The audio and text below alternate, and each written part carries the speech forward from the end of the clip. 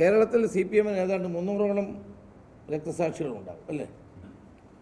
300ഓളം അവർക്ക് വേണ്ടി പിരിച്ച ഫണ്ടുകളെ സംബന്ധിച്ച് ഒരു അന്വേഷണം ആവശ്യമാണ്. ഇപ്പോൾ പയ്യന്നൂരിൽ രക്തസാക്ഷികളെ സംബന്ധിച്ചുള്ള ഫണ്ട് പിരിവിനെ സംബന്ധിച്ചാണ് ശ്രീ കുഞ്ഞികൃഷ്ണൻ ആരോപണം ഉന്നയിച്ചിരിക്കുന്നത്. സമാന ആരോപണം തിരുവനന്തപുരത്തുണ്ടായിരിക്കുന്നു. തിരുവനന്തപുരത്തും ഇതുപോലെ രക്തസാക്ഷികൾക്ക് വേണ്ടി ഫണ്ട് പിരിച്ചത് അവർ കിട്ടിയിട്ടില്ല എന്നുള്ള പരാതി ഉണ്ടായിരിക്കും. ധാരാളം പരാതികൾ ഇനിയും പുറത്തു വരും.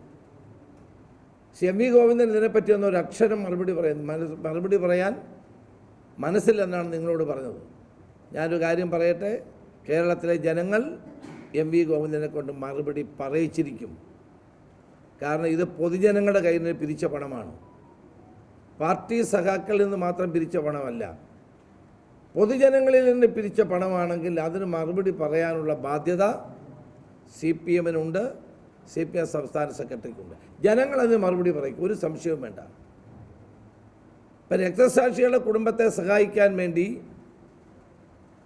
പാർട്ടി ജനങ്ങളിൽ നിന്നല്ലേ പണം പിരിച്ചത്, അല്ലാണ്ട് പാർട്ടിക്കാരിൽ നിന്ന് മാത്രമല്ലല്ലോ. അപ്പോൾ അതുകൊണ്ട് തന്നെ അതിന് മറുപടി പറയാനും ജനങ്ങളുടെ മുമ്പിൽ അത് വിശദീകരിക്കാനുള്ള ബാധ്യത പാർട്ടിയുടെ സംസ്ഥാന സെക്രട്ടറിക്കില്ലേ? എത്ര ധാർഷ്ട്യത്തോടെയാണ് അദ്ദേഹം പറഞ്ഞത് എന്ന് മനസ്സിലായെന്ന്.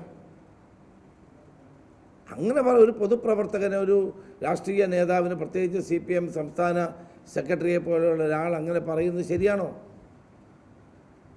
അപ്പോൾ ഏതാണ്ട് 300 കോടി രൂപയോടെ അവർ പിരിച്ചു കാണുമല്ലോ. ഇങ്ങനെ ഓരോ രക്തസാക്ഷി കുടുംബത്തിനും ശരാശരി 1 കോടി രൂപ വെച്ച് കൊടുക്കുകയാണെങ്കിൽ ഒരു 300 കോടി രൂപയിലധികം CPM രക്തസാക്ഷികളുടെ കുടുംബങ്ങൾക്ക് വേണ്ടി കേരളത്തിലൊട്ടാകെ പിരിച്ചിട്ടുണ്ടാകും.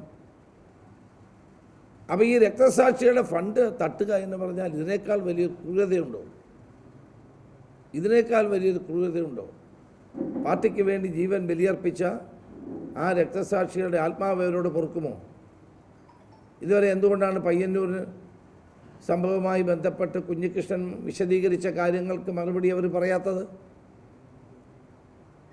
എന്തുകൊണ്ടാണ് സംസ്ഥാന സെക്രട്ടറി മറുപടി പറയാതെ ഒഴിഞ്ഞു മാറുന്നത്? അപ്പോൾ ഭരണത്തിൻ്റെ തണലിൽ വൻതോതിലുള്ള സാമ്പത്തിക സമാഹരണം നടത്തിയിട്ട് അത് തട്ടിപ്പും വെട്ടിപ്പും നടത്തി എന്നുള്ള കാര്യങ്ങൾ ഉത്തരവാദിത്തപ്പെട്ട ഏരിയ കമ്മിറ്റി സെക്രട്ടറി ആയിരുന്ന കുഞ്ഞികൃഷ്ണൻ പുറത്തു പറയുമ്പോൾ അതിൻ്റെ വസ്തുതാപരമായ കാര്യങ്ങൾ ജനങ്ങളോട് വിശദീകരിക്കാനുള്ള ബാധ്യത CPM സംസ്ഥാന സെക്രട്ടറിക്കില്ലേ, പാർട്ടിക്കില്ലേ? അപ്പോൾ ഇന്നലെ SIT പറഞ്ഞ ഈ 2 കാരണങ്ങൾ, ആ 2 കാരണങ്ങളുടെയും ഉത്തരവാദി കേരളത്തിൻ്റെ മുഖ്യമന്ത്രി തന്നെയാണ്.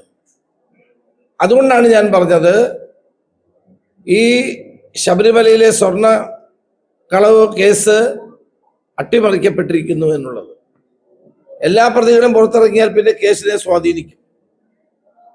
നമ്മുടെ നടിയെ ആക്രമിച്ച കേസിന്റെ നാൾവഴികൾ പരിശോധിച്ചാൽ പാർഷ്യലായ കുറ്റപത്രം അന്ന് സമർപ്പിച്ചിരുന്നു.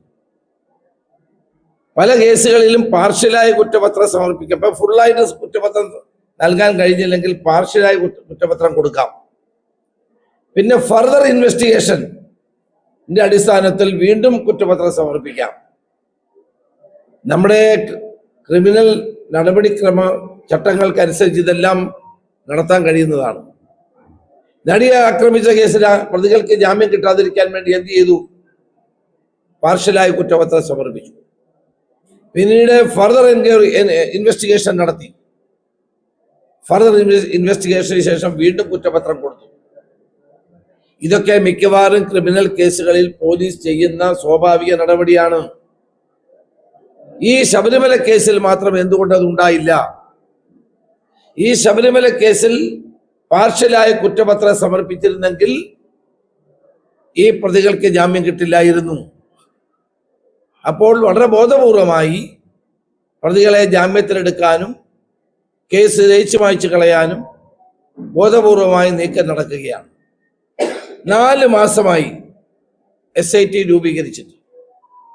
SITയുടെ അന്വേഷണത്തെ പറ്റി ഞാനൊന്നും പറയുന്നില്ല. പക്ഷേ 2 കാര്യങ്ങൾ പറയേണ്ടി വരും. ഒന്ന്, എന്തുകൊണ്ട് ഇത്രയും നാളായി തൊണ്ടി മുതൽ കണ്ടെത്തിയില്ല? തൊണ്ടി മുതൽ സ്വർണമാണ്. ആ സ്വർണം എവിടെ? ആ സ്വർണം കണ്ടെത്താൻ എന്തുകൊണ്ട് SITക്ക് കഴിയുന്നില്ല? സ്വർണം കണ്ടെത്താതെ അവർക്ക് മുന്നോട്ട് പോകാൻ കഴിയുകയുമില്ല. അതിന് SIT പറയുന്നത് കെമിക്കൽ അനാലിസിസ് ലബോറട്ടറിയിൽ നിന്ന് റിപ്പോർട്ട് കിട്ടിയില്ല എന്നാണ്. ഇത്തരമൊരു കേസിൽ അടിയന്തരമായി കെമിക്കൽ അനാലിസിസ് റിപ്പോർട്ട് നൽകേണ്ടതല്ലേ? അല്ലാണ്ട് സാധാരണഗതിയിലുള്ള ക്യൂവിൽ കിടക്കുന്ന കേസുകൾ പോലെ ഇതിനെ കാണാൻ കഴിയുമോ?